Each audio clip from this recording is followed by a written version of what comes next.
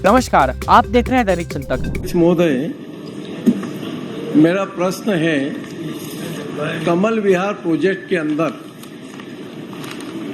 जो खास करके हमारा एक वहाँ तालाब है, उस तालाब के पास में एजुकेशन पार्क बनाने की योजना की,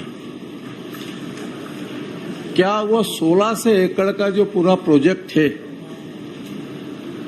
उसमें मूल स्वरूप उस समय क्या था और वर्तमान में क्या है, ये स्पष्ट कर दें।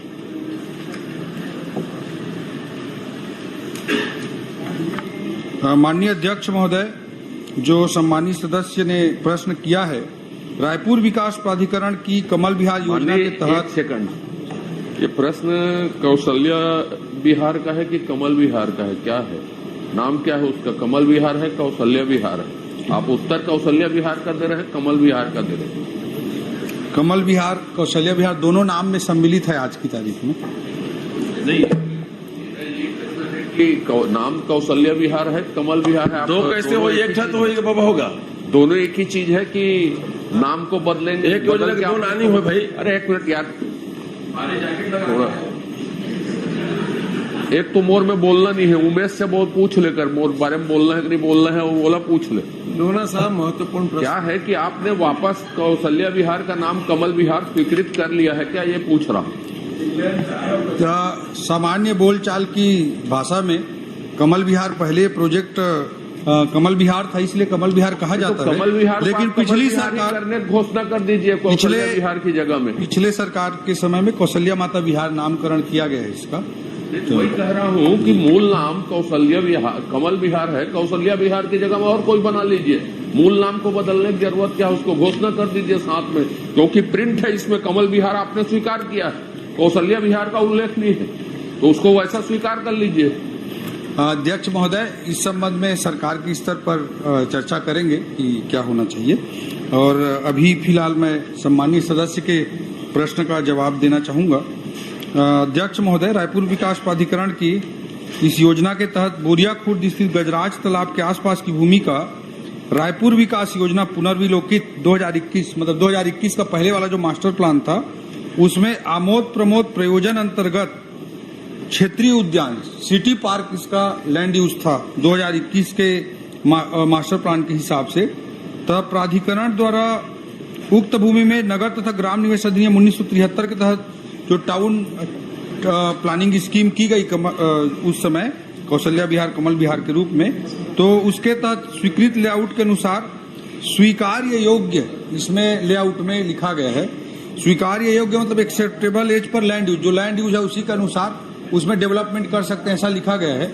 और जो कमल विहार तत्कालीन जो था, उसमें जो प्रोजेक्ट बना था उसमें 40 करोड़ रुपए से फंड रेजिंग का भी प्लान दिखाया गया था।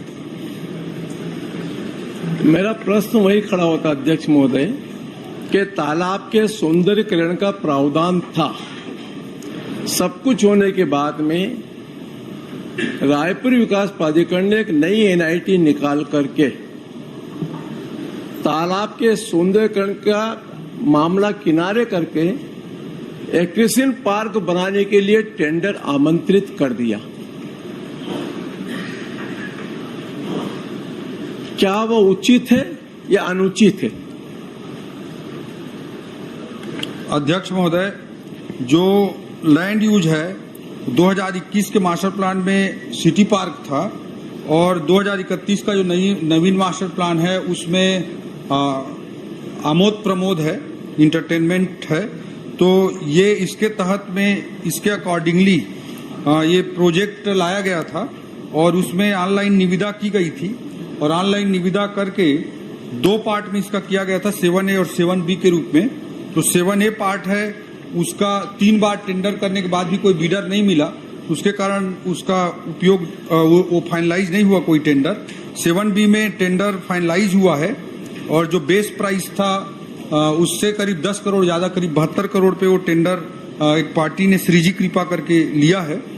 जो रॉ लैंड है उसको आमोद प्रमोद में परिवर्तित कराने की, या जो भी लैंड यूज में आवश्यक चेंजेस करने की जो जिम्मेदारी है वो बीडर की है, और बीडर ने उसको आरडीए को, रायपुर डेवलपमेंट अथॉरिटी को बोला कि आप चेंज करा के दो, तो उसमें टेंडर कंडीशंस में खुद को कराना था, तो इसलिए वो कॉमर्शियल कोर्ट में चला गया और कॉमर्शियल कोर्ट ने डिसीजन दिया कि आर्बिट्रेशन में जाइए। तो मामला आर्बिट्रेशन में फिलहाल चल रहा है। अध्यक्ष महोदय, माननीय अध्यक्ष महोदय, आमोद प्रमोद की परिभाषा बता दें। आमोद प्रमोद के क्या अंतर्गत काम हो सकते हैं आमोद प्रमोद में और क्या नहीं हो सकते हैं, खाली उसकी परिभाषा बता दें बस। जी, उसकी मास्टर प्लान के हिसाब से पूरी सूची है अध्यक्ष महोदय, जिस जो उपयोग किया जा सकता है आमोद प्रमोद के अंतर्गत, और आमोद प्रमोद के लैंड यूज के अनुसार ही डेवलप किया जाएगा उस प्रोजेक्ट को। उसके अंतर्गत जो स्वीकार्य चीजें की जा सकती है, जैसे क्लब हाउस हो सकता है, एम्यूजमेंट पार्क हो सकता है, इस तरह की चीजें उसमें हो सकती हैं। तो जो आमोद प्रमोद के अंतर्गत है उसी अंतर्गत ही उसको डेवलप किया जाएगा। और आर्बिट्रेशन में अभी जो गया है वो मैटर, वो रिस्पॉन्सिबिलिटी आरडीए की है या बिडर की है, इस कॉम्प्लेक्सिटी के कारण वो आर्बिट्रेशन में है। अध्यक्ष महोदय, आमोद प्रमोद के अनुसार ही लैंड यूज का उपयोग किया जाएगा। अध्यक्ष महोदय, अध्यक्ष महोदय, एक मिनट। मुराद जी परेशान है, आमोद प्रमोद का वो परिभाषा जानना चाहते हैं। आमोद का तो आप बहुत अच्छी तरीके से जानते होंगे। प्रमोद का मतलब वो होता है जो उत्तर बतलाए नहीं जाते, आप समझ गए होंगे। माननीय अध्यक्ष महोदय, नेताजी जो कह रहे हैं बहुत गंभीर प्रश्न है। मास्टर प्लान में लैंड यूज चेंज करने का प्रावधान आमोद प्रमोद में क्या था, ये मैंने पूछा आपके सामने। क्रिएशन पार्क बनाने के लिए आपने टेंडर निकाल दिया, आरडीए ने तय कर दिया, पूर्ववर्ती सरकार के मंत्री ने टेंडर को फाइनल करने के लिए अपने पास फाइल बुला के मंगा के रख ली। आमोद प्रमोद में कहीं से भी शादी घर नहीं बन सकता। माननीय आमोद प्रमोद के अंदर कहीं पर भी। माननीय राजेश मूणत जी, आमोद प्रमोद को जोर जोर से बोलने की विषय नहीं, उसका पूर्ण अर्थ संपूर्ण ज्ञाता माननीय नेता प्रतिपक्ष जी हैं, आप चाहे तो उनसे पूछ सकते हैं बिना जोर जोर से बोले, नेता प्रतिपक्ष जी से। अरे भाई, माननीय अध्यक्ष महोदय, प्रतिपक्ष जी के बोलिए। बहुत महत्वपूर्ण प्रश्न है और ये प्रश्न के पीछे की कहानी पूरी ये है कि आरडीए ने पहले भी एक टेंडर निकाला था और उस समय वह जमीन उनके पास नहीं थी। वह जमीन राजस्व विभाग की जमीन थी, उनके पास, उनके खाते में नहीं चली, लेकिन वो टेंडर कैंसिल हुआ। आज फिर ये टेंडर निकाल करके जो शर्तें, जो एनआईटी है, कमल विहार 1600 एकड़ के अंदर एक अपने आप के स्टेट का सबसे बड़ा प्रोजेक्ट आया है और अवैध प्लाटिंग के खिलाफ में उस समय आप जानते हैं अध्यक्ष जी कितना हमने उस चीज को विरोध सहा है। लोगों ने कुछ किया तो नहीं। अभी अजय चंद्राकर जी बोले थे अब क्या करेंगे, कुछ कर तो पाए नहीं, खाली नामांतरण कर दो। नए राजधानी के अंदर ईटा जोड़ नहीं पाए, खाली खंबा लगा दो, नाम लगा दो कि इसके नाम पर ये, इसके नाम पर ये। इसी प्रकार से माता कौशल्या का नाम ला करके वहां पर लगा दिया, पूरा अंधेरे में डूबा पड़ा प्रोजेक्ट। लेकिन इसके अंदर जो भी नियमों के विपरीत जाकर के लैंड यूज चेंज कर सकता है क्या रायपुर विकास प्राधिकरण? सीधा प्रश्न, रायपुर विकास प्राधिकरण को प्रावधान नहीं है। लेआउट प्लान में जो भी संशोधन करना पड़ेगा रायपुर विकास प्राधिकरण को टाउन एंड कंट्री प्लानिंग के पास भेज करके पुनः लेआउट प्लान अप्रूवल कराना पड़ेगा। और बिना उसके कराए अगर एनआईटी निकाल सकता है, टेंडर आमंत्रित कर सकता है और टेंडर ओके करके रायपुर विकास प्राधिकरण ने ओके कर दिया, उस आदमी ने अपनी मनी पटा दी और मनी पटाने के बाद में फाइल मंत्री जी ने मंगा ली और अपने पास रखी और उसका निर्णय इसलिए नहीं हुआ कि वो व्यक्ति ने अपना टेंडर वापस नहीं लिया। प्रश्न कर रहे हैं जी, मेरा सीधा राजेश जी, प्रश्न है कि सुझाव है? नहीं, उस पर प्रश्न यही है कि बिना लेआउट प्लान चेंज किए कैसे टेंडर आमंत्रित हो गया? अध्यक्ष महोदय, जो सम्मानीय सदस्य ने कहा है, सबसे पहले तो पहले 2018 में प्रयास किया गया था। उस समय सम्मानीय राजेश मूणत जी मंत्री थे, उस समय आरडीए के माध्यम से उसको डेवलप करने का प्रयास किया गया था और आरडीए की वित्तीय स्थिति बाद में खराब होती गई तो अच्छे से हो नहीं पाया। जो वैकल्पिक योजना पार्ट 2 आया उसमें इस लैंड यूज इस लैंड को कॉमर्शियल व्यवसायिक प्रयोग करते हुए इस प्रोजेक्ट को आगे बढ़ाना था, जो कि टाउन कंट्री प्लानिंग ने रिजेक्ट कर दिया, उसके कारण नहीं हो पाया। तीसरे स्तर पर जो प्रोजेक्ट आया है तो इसमें पहली चीज तो ये जमीन अभी वर्तमान में आरडीए के नाम पर है, और दूसरा चीज जो लैंड यूज चेंज किए बिना प्रोजेक्ट कैसे लगाया गया ये विषय है सम्मानित सदस्य का।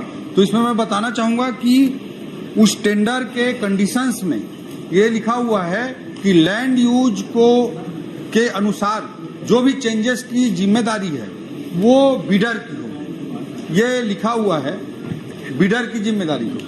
ये टेंडर के कंडीशंस में लिखा हुआ है। अध्यक्ष महोदय, माननीय अध्यक्ष महोदय, जब उस पर आप टेंडर निकाल रहे हो जो लैंड यूज का लैंड यूज नहीं है और माननीय उसके अध्यक्ष बिना महोदय, आपने उसकी एनआईटी अप्रूवल कर दी और एनआईटी अप्रूवल करके उसके टेंडर को स्वीकृत भी कर दिया। यह पहली बार इस प्रदेश के अंदर एक अनोखा पूर्व सरकार का इतिहास है।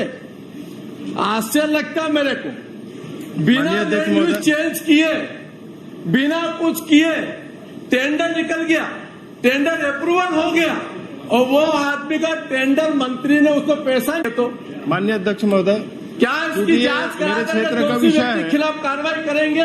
एक लाइन का उत्तर, इसकी जांच करा कर क्या दोषी ये व्यक्ति के खिलाफ विषय कार्रवाई मेरे क्षेत्र करेंगे? से संबंधित है। ये विदराजमान मेरे क्षेत्र में हो आता गया है। समय भैया, इतना सा उत्तर दे दो। क्या दोषी व्यक्ति के खिलाफ कार्रवाई करेंगे जिसने नियमों के विपरीत किया? टेंडर कंडीशंस का पूरा परीक्षण कराएंगे अध्यक्ष महोदय, और जो टेंडर कंडीशंस थे उसमें बिडर को लैंड यूज चेंज कराने का था, तो इसमें टेंडर में लैंड यूज को स्पेसिफाई नहीं किया गया था, और जो वर्तमान में एग्जिस्टिंग मास्टर प्लान है उसी लैंड यूज के तहत इसको कराया। माननीय मास्टर प्लान पे आपने रोक लगा दी, नहीं, आपने हाउस में घोषणा करी मास्टर प्लान पे, जांच चल रही सर, तो जांच जब रोक खत्म ही दिया हो गया। गया। धन्यवाद। आप देख रहे हैं दैनिक चिंतक। आगे की अपडेट के लिए बने रहे हमारे साथ। हमारे चैनल को लाइक, सब्सक्राइब और शेयर करना ना भूलें।